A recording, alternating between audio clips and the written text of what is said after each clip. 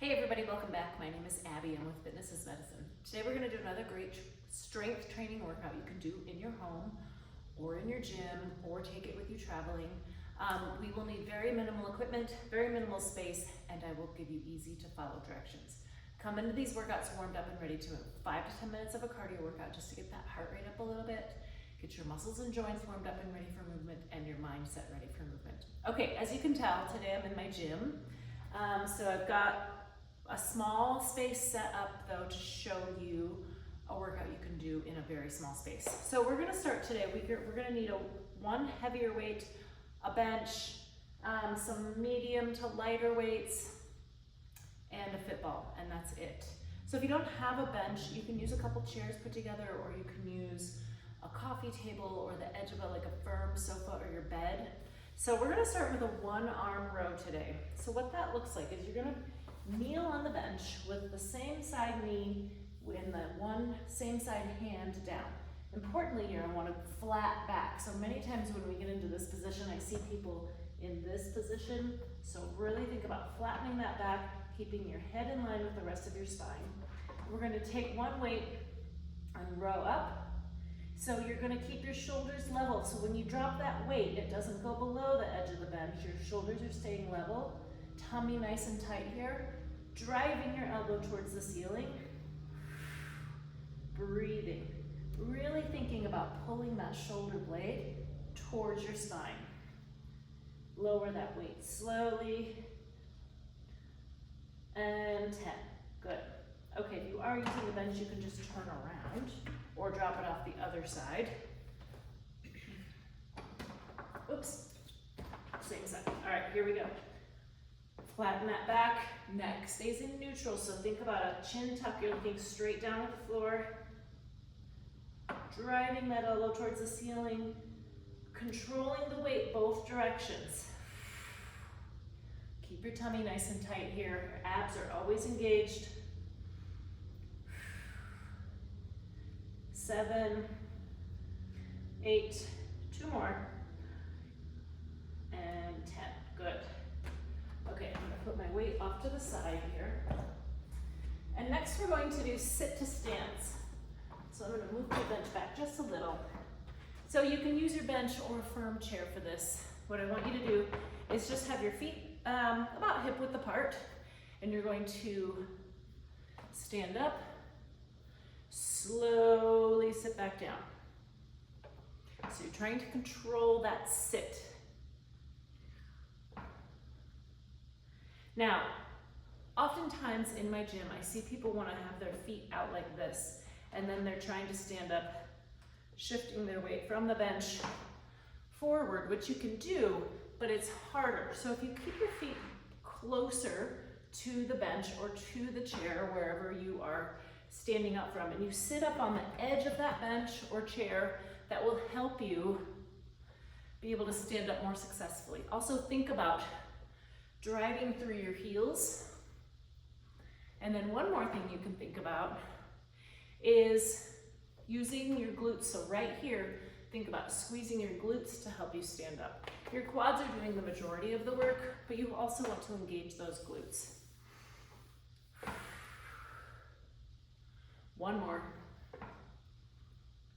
And rest. Okay, good. I'm just gonna scoot my bench out of the way.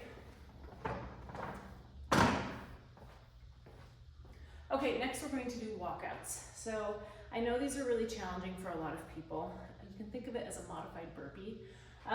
So what you're gonna do is bend your knees, walk out to a plank, walk yourself back up, and stand up. Now, if this is really, really challenging for you, you can use a chair and then step your feet back. I've demonstrated that in the past. And then also do it near something sturdy. So if you have a sturdy chair or coffee table and you feel like you need a little extra help standing up, like here I have my bar if I were to need it. We're only going to do 5 of these today. So one more. If 5 is too many, start with 1 or 2 and work your way up. If 5 feels like you want to do more, you can pause the video and do 5 more, or even more if you want. But it's a great full body exercise, working a lot of really functional movements. It's important to be able to get off the floor. It's important to be able to get onto the floor. You're working your muscles in your upper body, your core, and your lower body. So this is a great one to do, even if you're kind of worried that you're not going to be able to do it. Give it a try. Okay, now we're going to try forward raises. Now, importantly, when you're lifting weights away from your body, particularly forward, it will put a little, your back will engage, your back muscles will engage. So to counteract that, really engage your front core muscles.